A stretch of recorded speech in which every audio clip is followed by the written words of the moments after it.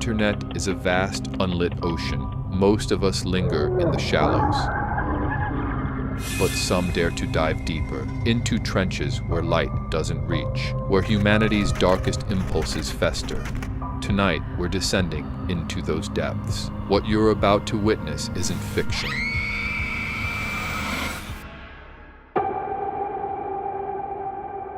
In 2015, Australian police uncovered a video that redefined evil. How old was she? I don't want to get into any of that yet. Right, okay. Whether that child was 18 months, 2 years, 3 years, or perhaps we're mixing it up with a 9-year-old child, or an 11-year-old girl, 12-year-old girl. You've done it to all of them, haven't you? All right, I will go back to this now. No comment. Codenamed Daisy's Destruction, it depicted the systematic torture of a toddler, filmed not for profit, but for pleasure. The architect, Peter Scully, a fugitive who turned the Philippines into his personal hunting ground. Peter Scully wasn't always a monster. Once a businessman in Australia, he fled to the Philippines in 2011 after a fraud conviction left him facing bankruptcy. But in the shadows of Cagayan de Oro, he found a new trade: human suffering. Scully preyed on the most vulnerable, luring impoverished families with promises of work or money. Once the children were in his grasp, he subjected them to unspeakable horrors, filming every moment to satisfy the darkest desires of his clients. The video known as Daisy's Destruction was just one of many. In it, an 18-month-old girl was tortured for hours, her cries ignored, as Scully and his accomplices carried out their atrocities. The video was shared among a network of predators who paid in Bitcoin to witness the unthinkable. But Daisy wasn't the only victim. Scully's ledger, discovered during his arrest, revealed a chilling truth. There were others, many others.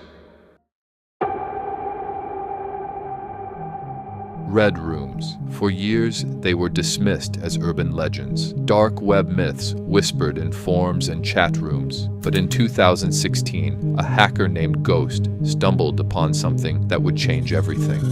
A live stream, a soundproof room, and viewers voting on torture methods. The site was called Crimson Theater, and it operated like a twisted game show. Viewers could donate Bitcoin to influence the performance, choosing tools, methods, and even the order of events. The host, a masked figure known only as the curator, addressed the audience in a distorted voice, promising an unforgettable experience. Ghost watched in horror as a man, bound to a chair, was forced to play Russian roulette. The bullet's chamber was chosen by the audience. When the gun fired, the chat erupted in applause. But the horror didn't end there. The curator moved on to the next act, using tools selected by the viewers. The screams were real, the blood was real, and the audience couldn't get enough. Ghost, a seasoned hacker, began tracing the stream's origin, but every lead led to a dead end. The servers were encrypted, the IP addresses masked. It was as if the stream existed in a void. When Ghost infiltrated the site's back end, he found a list of past broadcasts, dozens of them. Titles like The Puppet's Lament and The Silent Symphony hinted at unspeakable acts, but the files were corrupted, all except one. An image of an abandoned room, its walls stained with blood. Was Crimson Theater a real red room or an elaborate snuff film operation? Were the victims willing participants, or were they kidnapped and forced into this nightmare? And most chilling of all, is it still happening?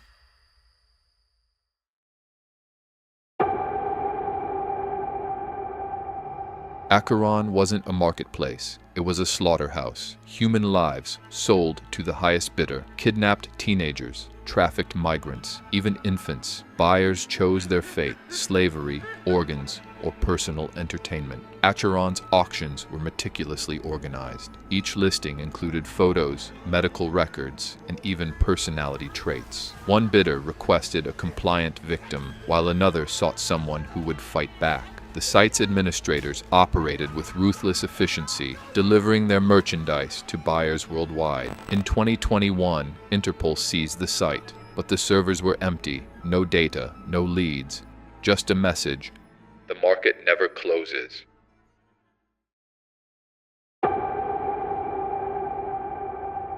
In 2020, a live stream titled Experiment 23 appeared on Shadowcast, a now defunct dark website. Viewers tuned in to watch a masked figure perform surgery on conscious victims, not for healing, for control.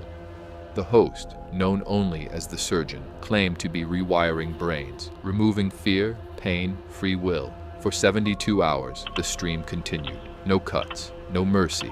Viewers could donate Bitcoin to suggest procedures, and the surgeon obliged, no matter how horrific. One victim was forced to watch as their own limbs were severed, their screams drowned out by the chat's applause. When Europol raided the location, they found 3 corpses and a cryptic note: "Find the others." The surgeon's identity remains unknown, and the fate of his other victims is a mystery.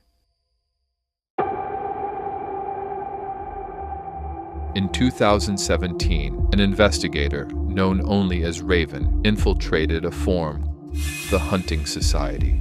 At first glance, it seemed like another roleplay hub, but the posts were anything but fictional. The Hunting Society operated like a twisted game. Members placed bets on real-world hunts, targeting the most vulnerable, the homeless, the forgotten.